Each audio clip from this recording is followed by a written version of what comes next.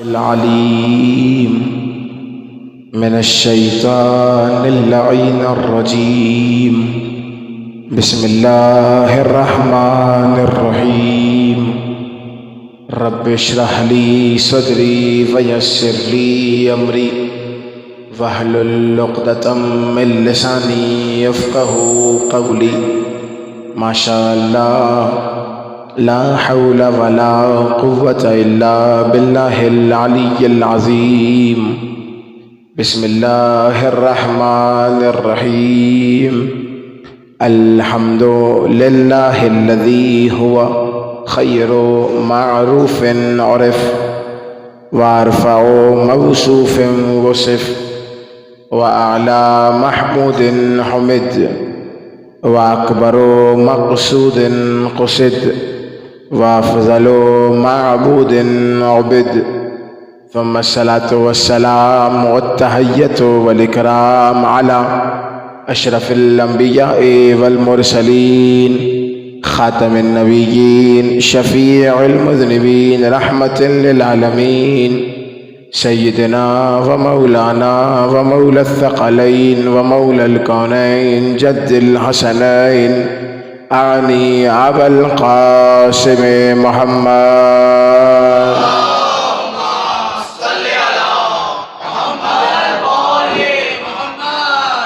وعلى أهل بيته الطيبين الطاهرين المعصومين المظلومين المنتخبين المنتجبين الميامين.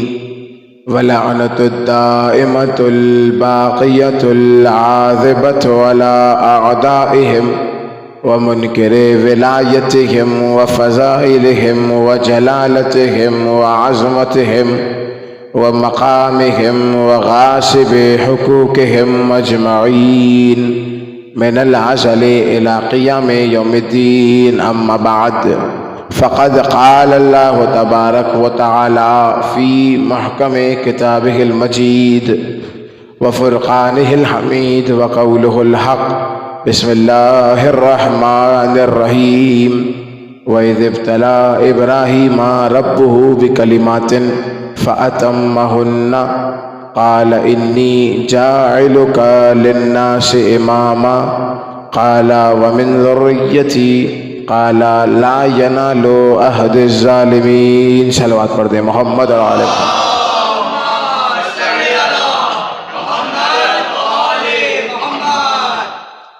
حمد و ثنا و تعریف ہے اس خداوند متعال کے لیے کہ جس نے گنہگاروں کو شفاعت کی خاطر ایک مرتبہ پھر یہ سعادت عطا کی کہ فرش امام حسین عطا کر دیا.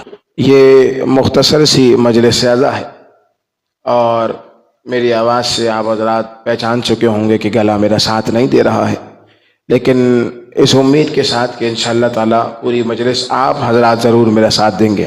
اجازت ہے میں گفتگو کا باقاعدہ آغاز کروں. جو مختصر سا وقت میرے پاس ہے کچھ مطالب آپ حضرات کے حضور کرنے ہیں، اور گزارش صرف اتنی ہے کہ اگر بات آپ کے صحن دل تک اتر جائے تو مجھے آپ کے کھلتے ہوئے چہرے، بولتی ہوئی زبانیں اور اٹھتے ہوئے ہاتھ بتائیں کہ بات آپ حضرات تک پہنچ رہی ہے.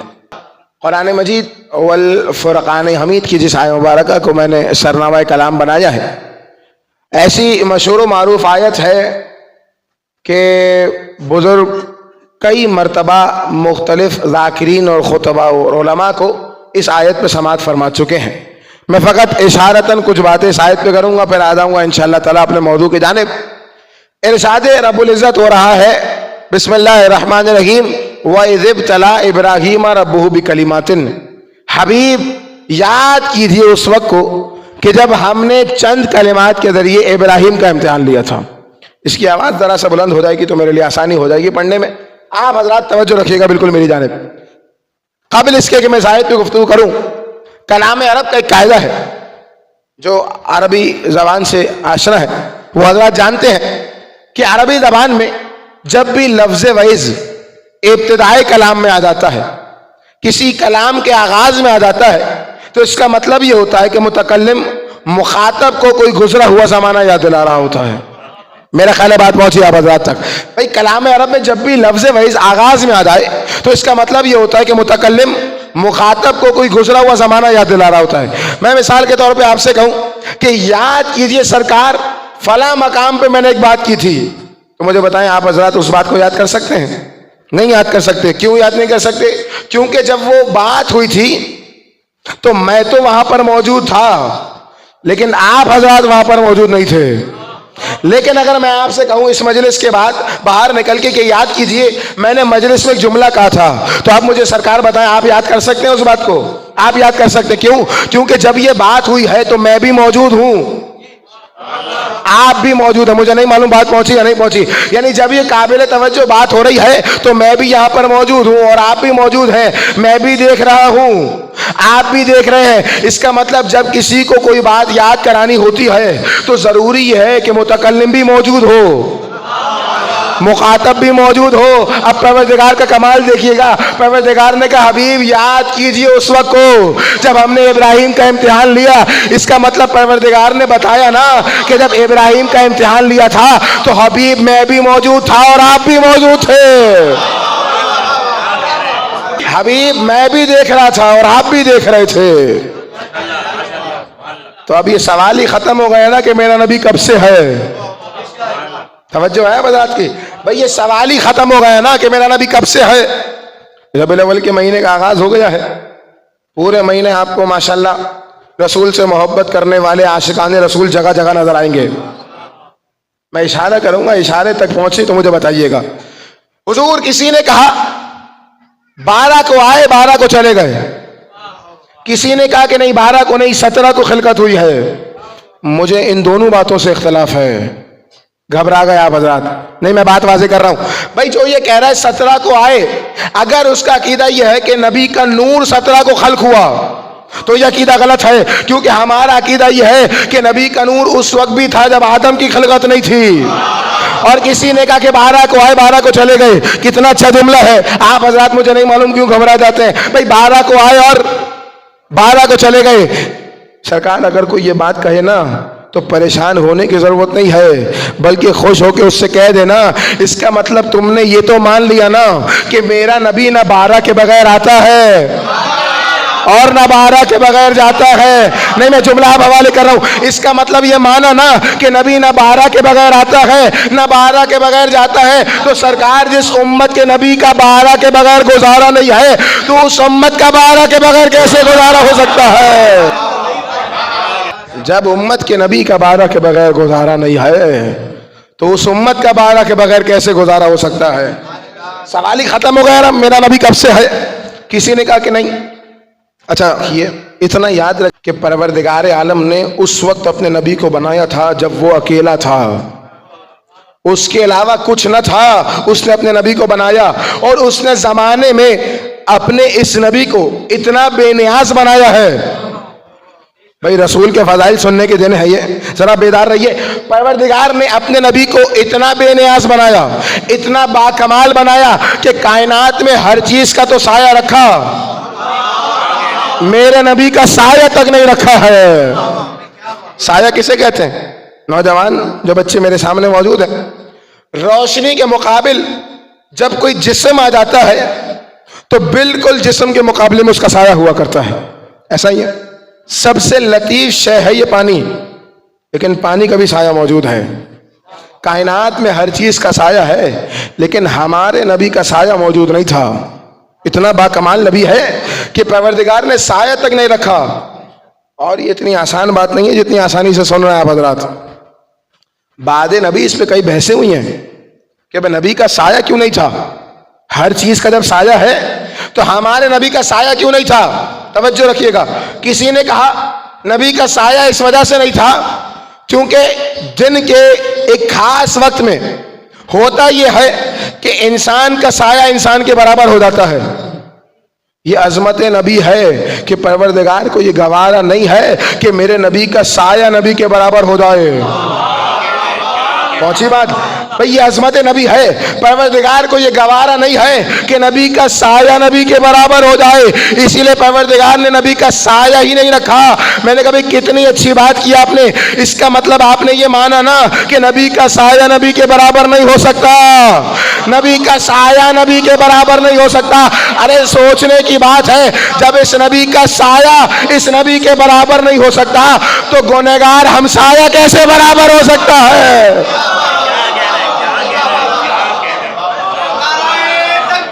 مل کے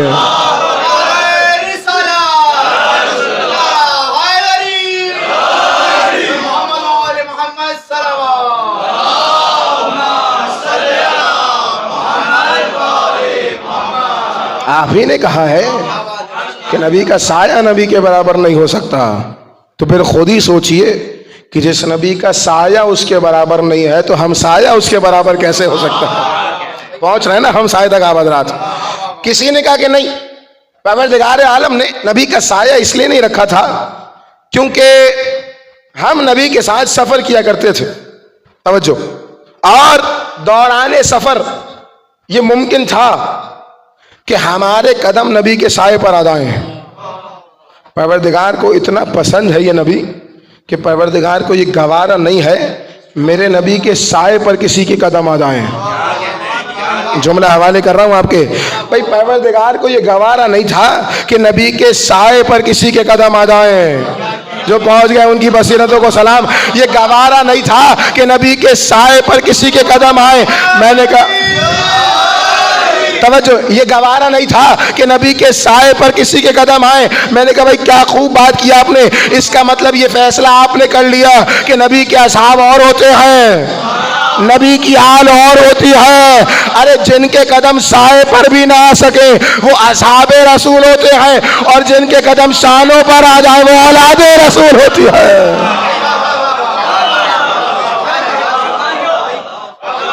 جن کے قدم سائے پر بھی نہ آ سکے وہ اور ہوتے ہیں.